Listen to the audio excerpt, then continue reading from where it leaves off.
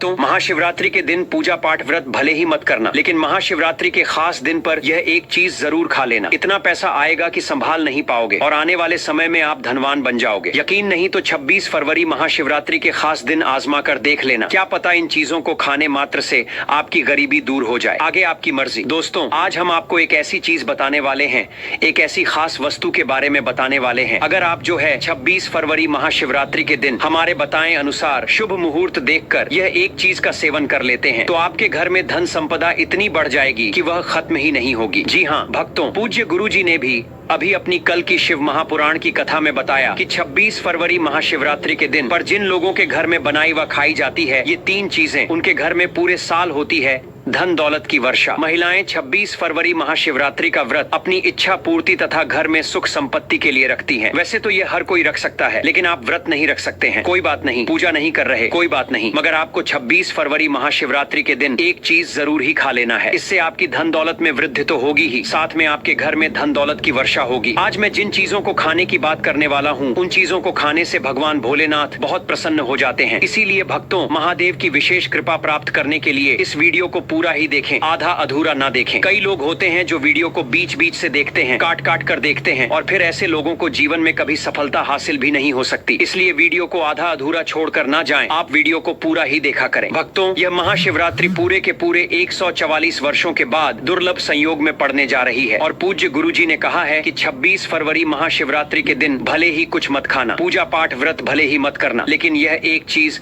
जरूर खा लेना। भगवान भोलेनाथ जी और माता लक्ष्मी जी के आशीर्वाद से आपके घर में इतना पैसा आएगा कि संभाल नहीं पाओगे। साथ ही दोस्तों, हम आपको यह भी बताएंगे कि चाहे कुछ भी हो जाए, लेकिन 26 फरवरी महाशिवरात्रि पर ऐसा भोजन घर में भूलकर भी मत बनाना और न ही उसे खाना, पूरा घर परिवार कंगाल हो जाएगा। साथ ही भक्तों, इस वीडियो में हम आपको बताएंगे कि 26 फरवरी महाशिवरात्रि पर ऐसा क्या खाना चाहिए जिससे कि आपके जीवन में महादेव की विशेष कृपा प्राप्त हो। साथ ही दोस्तों, इस वीडियो में हम आपको यह भी बताएंगे कि 26 फरवरी महाशिवरात्रि पर भूलकर भी यह 5 काम कभी मत करना, नहीं तो बर्बाद होते देर नहीं लगेगी। इसी के साथ में भक्तों, महाशिवरात्रि पर आपको यह 5 काम नहीं करने चाहिए। जो भी माताएं बहनें महाशिवरात्रि के खास दिन इन 5 कामों को करती हैं तो उनकी जिंदगी बर्बाद हो जाती है, उनके घर में कंगाली छा जाती है, और जिस घर में महाशिवरात्रि के दिन यह 5 कार्य होते हैं, माता लक्ष्मी ऐसे घर से हमेशा के लिए चली जाती है। भक्तों, साथ में हम आपको यह भी बताएंगे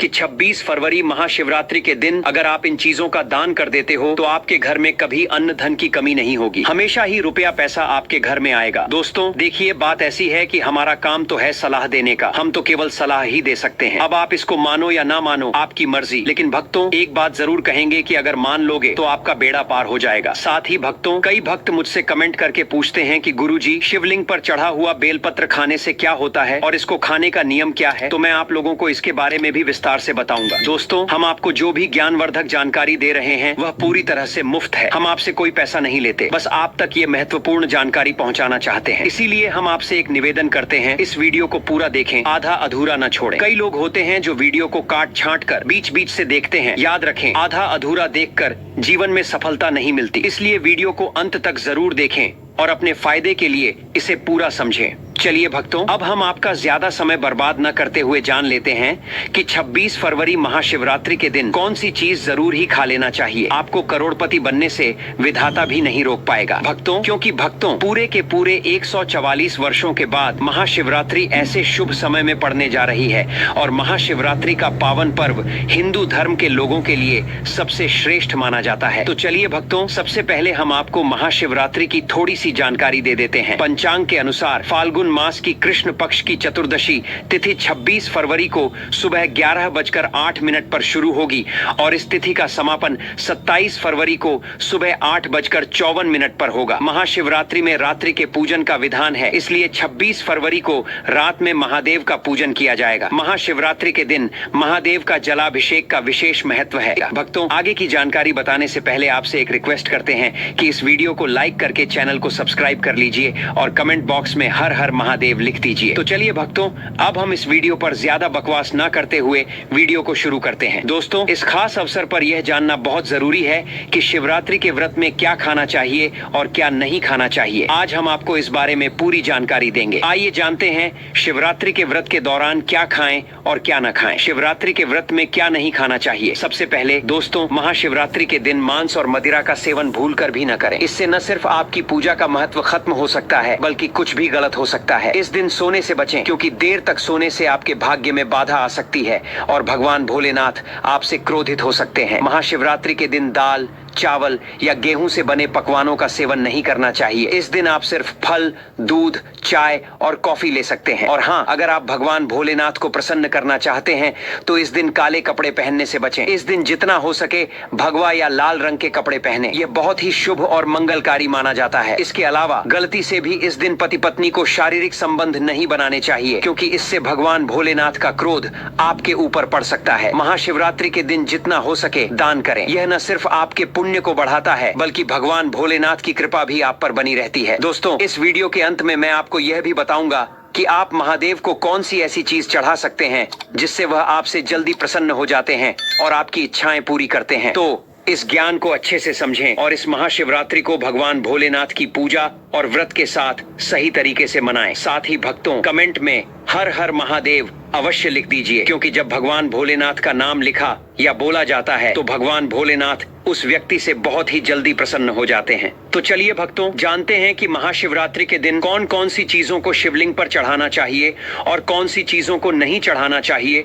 दोस्तों, अगर आप भी इस महाशिवरात्रि पर भगवान भोलेनाथ को खुश करना चाहते हैं तो ये बातें गांठ बांध लें। महाशिवरात्रि के इस पावन अवसर पर शिवलिंग पर कुछ चीजें भूल कर भी मत चढ़ाएं, क्योंकि इससे न सिर्फ आपका व्रत टूट सकता है, बल्कि आपको जीवन भर बड़ी परेशानियों का सामना भी करना पड़ सकता है। अगर आप भगवान भोलेनाथ का आशीर्वाद पाना चाहते हैं तो इन बातों का खास ध्यान रखें। पहली चीज, तुलसी। पौराणिक कथाओं के अनुसार तुलसी को माता लक्ष्मी का स्वरूप माना जाता है और यह भगवान विष्णु के शालिग्राम की पूजा में प्रयोग की जाती है। इसलिए शिवलिंग पर तुलसी का प्रयोग वर्जित है। यदि आप तुलसी चढ़ाते हैं तो यह आपको पाप का भागीदार बना सकता है। दूसरी चीज, सिंदूर। सिंदूर एक श्रृंगार की वस्तु है जिसे सभी देवी देवियों को चढ़ाया जाता है, लेकिन भगवान भोलेनाथ बैरागी हैं और महाकाल के रूप में प्रसिद्ध हैं, इसलिए उन्हें सिंदूर नहीं चढ़ाना चाहिए। इस प्रकार का पाप कभी मत करना, क्योंकि भगवान भोलेनाथ इस पर क्रोधित हो सकते हैं। तीसरी चीज, काले कपड़े। महाशिवरात्रि के दिन जितना ज्यादा हो सके भगवा या लाल रंग के कपड़े पहने। काले कपड़े पहनने से बचें, क्योंकि यह भगवान भोलेनाथ के आशीर्वाद में रुकावट डाल सकता है और यह अपशकुन माना जाता है। खासकर मंदिर में काले कपड़े पहनकर प्रवेश न करें। चौथी चीज, हल्दी। हल्दी का प्रयोग सभी देवी देवताओं की पूजा में किया जाता है, लेकिन भगवान भोलेनाथ को हल्दी अर्पित नहीं की जाती। यह सौभाग्य का प्रतीक मानी जाती है, जो भगवान भोलेनाथ की साधना में विघ्न डाल सकती है। पांचवी चीज, केतकी के फूल। पौराणिक कथाओं के अनुसार केतकी के फूल को भगवान ब्रह्मा के झूठ का समर्थन करने के कारण भगवान भोलेनाथ ने श्राप दिया था, इसलिए केतकी के फूल को शिवलिंग पर नहीं चढ़ाना चाहिए। छठवीं चीज, नारियल पानी। शिवलिंग पर नारियल पानी चढ़ाना शुभ नहीं माना जाता, इसे अपशकुन माना जाता है, इसलिए इसे भूल कर भी न चढ़ाएं। सातवीं चीज, शंख से जल। शंख भगवान विष्णु के लिए है।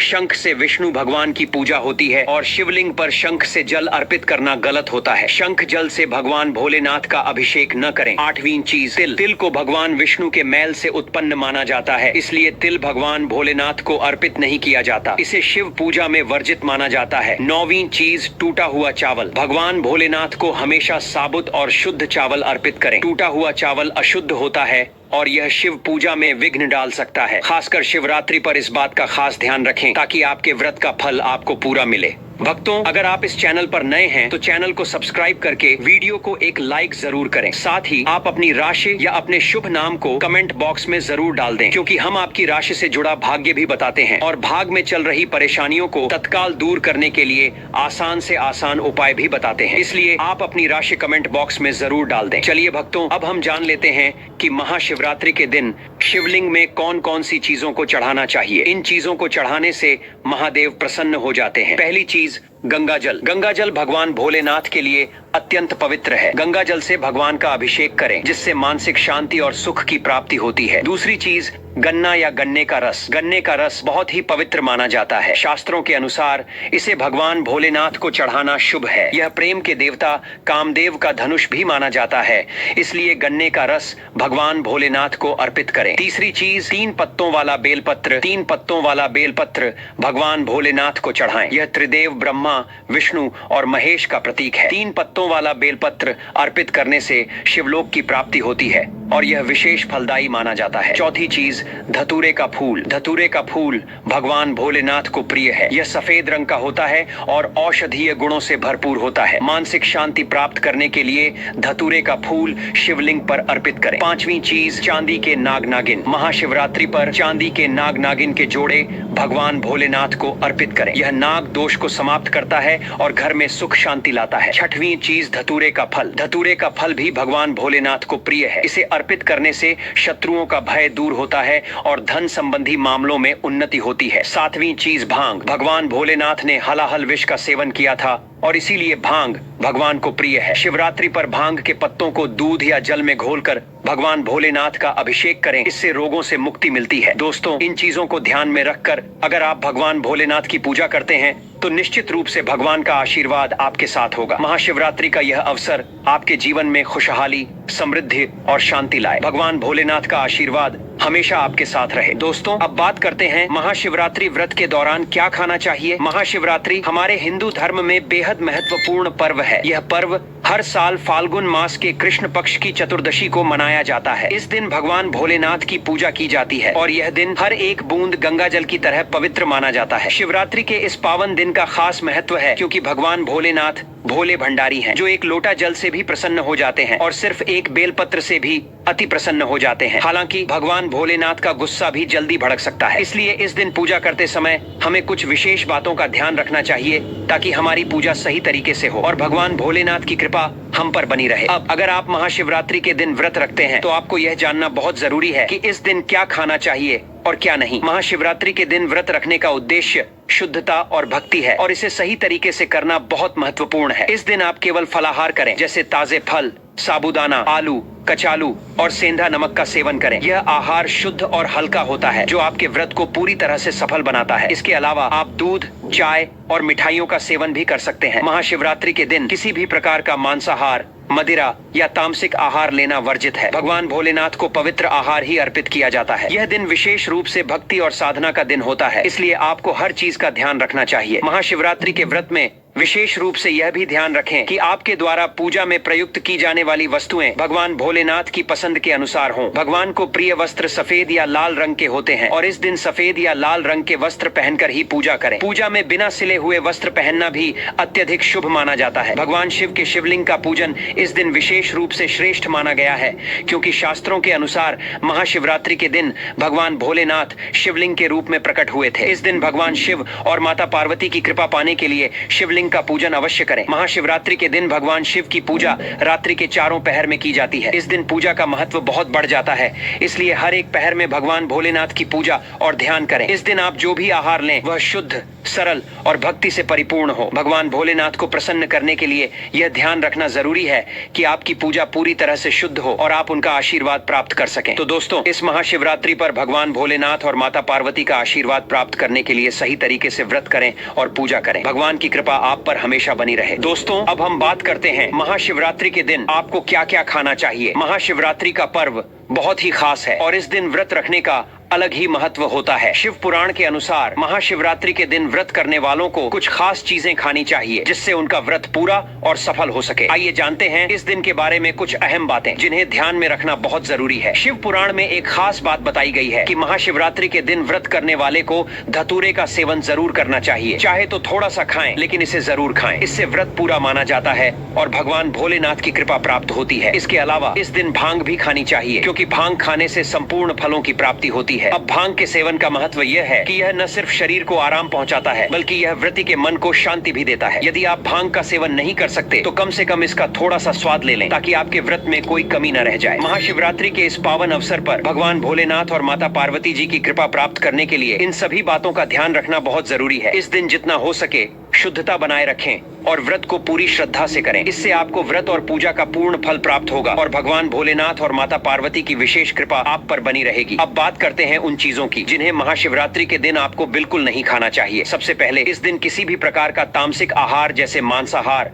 मदिरा या कोई भी नशे वाली चीजें वर्जित हैं। इस दिन केवल शुद्ध और हल्का आहार ही करना चाहिए। महाशिवरात्रि का व्रत एक साधना है जिसमें शरीर को शुद्ध और मन को एकाग्र रखने की आवश्यकता होती है। व्रत के दौरान आपको पानी की कमी नहीं होने देनी चाहिए, इसलिए आप फलाहार के साथ साथ कुछ प्राकृतिक जूस का सेवन भी कर सकते हैं। उदाहरण के लिए आप अनार या संतरे का जूस पी सकते हैं क्योंकि ये शरीर में पानी की कमी को पूरा करने में मदद करते हैं। लेकिन महाशिवरात्रि के दिन गन्ने का जूस पीने से बचें क्योंकि यह इस दिन के व्रत में उचित नहीं माना जाता। भक्तों, अगर आप फलाहार करते हैं तो इस दिन सेब, संतरा, पपीता, केला, खीरा जैसे ताजे फल खा सकते हैं। ये फल न सिर्फ शरीर के लिए पोषक होते हैं बल्कि इनसे आपको मानसिक शांति भी मिलती है जो इस दिन के व्रत में बेहद जरूरी है। इसके अलावा आप साबूदाना, आलू, कचालू और सेंधा नमक का भी सेवन कर सकते हैं। यह महत्वपूर्ण है कि महाशिवरात्रि के दिन शरीर को शुद्ध और हल्का रखने की कोशिश करें ताकि आप पूरी तरह से पूजा और व्रत में ध्यान लगा सकें। इस दिन व्रत रखने का असली उद्देश्य सिर्फ भौतिक आहार से दूर रहना नहीं बल्कि मानसिक और आत्मिक रूप से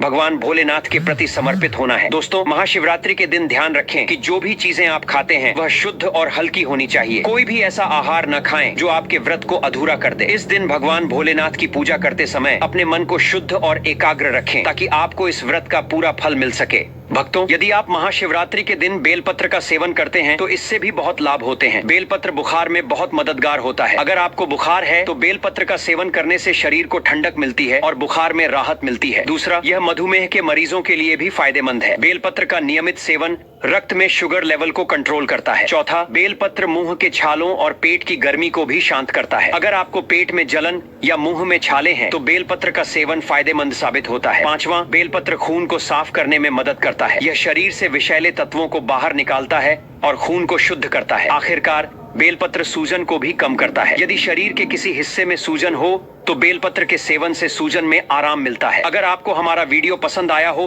तो कृपया इसे लाइक जरूर करें और ऐसी ज्ञानवर्धक जानकारी के लिए हमारे चैनल को सब्सक्राइब करें। साथ ही बेल आइकन दबाना न भूलें ताकि आप हमारे हर नए वीडियो की जानकारी सबसे पहले पा सकें। साथ ही साथ पानी पी रही गाय को भागते हैं, वह घोर पापी के भंग बनाकर होते हैं। ऐसे लोग घर आपसे मुक्त होकर स्वर्ग पाए जाते हैं और बड़े ही धनवान कल में जन्म लेकर सुख भोगते हैं। और साथ ही साथ आराम कर रही गाय को कष्ट देकर कभी भी उठाना नहीं चाहिए। वह जन्म में किए गए जाने अनजाने में पापों से मुक्ति हो जाती है और गोलोक में स्थान पाते हैं। गाय को डंडा मारकर उठना, पानी डालकर उठाने से मनुष्य पाप का भागी बनता है और अगले जन्म में उसे दर दर भटकना पड़ता है। और साथ ही साथ शास्त्रों में बताया गया है, जो लोग गाय की सेवा करते हैं और उनका भोजन खिलाते हैं और उनकी परवरिश अच्छी तरह से कहते हैं तो वह लोगों के जीवन की सभी इच्छाएं पूर्ति होती हैं। गाय के बछड़े से बचा हुआ दूध ही मनुष्य को लेना चाहिए, परंतु कुछ लोग एक बार गाय को धो लेने बाद फिर से बछड़े के लिए बचा हुआ दूध भी धो लेते हैं। ऐसा करना घोर पाप कहा जाता है। ऐसे दूध को धोने वाला और ग्रहण भी बन जाते हैं। दोस्तों, साथ ही साथ शास्त्रों में कहा गया है कि गोवंश मतलब गाय और बैल के पीठ पर नहीं बैठना चाहिए। उन पीठ पर बैठने से महापाप लगता है। ऐसे लोगों को नरक की यात्रा भोगनी पड़ती है। एकमात्र देव के अंश के उत्पन्न नदी ही गौवंश है, जिस पर स्वयं महादेव और महादेवी सवारी करती है। क्योंकि नंदी ने स्वयं अपनी इच्छा से महादेव की सवारी बनना स्वीकार किया था। और साथ ही साथ शास्त्रों में गाय के दान को बहुत ही महत्व दिया गया है, परंतु ऐसी गाय का दान कभी नहीं करना चाहिए जो बूढ़ी और बीमार हो। कठोपनिषद में नचिकेता की कथा भी इस संदर्भ में है कि जिस नचिकेता ने पिता द्वारा बूढ़ी गाय को दान करने पर आपत्ति जताई थी, दूध देने वाली और बछड़े सहित जो लोग गाय का दान करते हैं वह महान पुण्य को हासिल करके स्वर्ग में स्थान पाते हैं। दोस्तों, साथ ही साथ सूर्य चंद्र मंगल या शुक्र की युक्ति राहु से हो तो पितृदोष होता है। यह भी मानता है कि सूर्य का संबंध पिता से एवं मंगल का संबंध रक्त से होने के सूर्य, यदि शनि राहु या केतु या दृष्टि हो तथा मंगल की युति राहु या केतु से हो तो पितृदोष होता है। इस दोस्त से जीवन संघर्ष में बन जाता है। यदि पितृदोष हो तो गाय को प्रतिदिन या किसी भी एक एकादशी को या किसी पूर्णिमा के दिन या अमावस्या या किसी भी खास दिन, शिवरात्रि के दिन रोटी गुड़ चारा आदि खिलाने से पितृदोष। दोस्तों, हर एक और मांगलिक काम में गौ माता या उनसे जुड़ी चीज जैसे गाय का गोबर, गोमूत्र, गाय का दूध अथवा गाय के दूध से बना घी जरूर शामिल करें। इससे आपको पुण्य भाव की प्राप्ति होगी। सनातन परंपरा के अनुसार जिस घर में गाय होती है उसे घर से जुड़े सभी वास्तु दोष स्वयं खत्म हो जाते हैं। गाय के ऊपर जो कुबड़ होती है वह बृहस्पति गुरु है।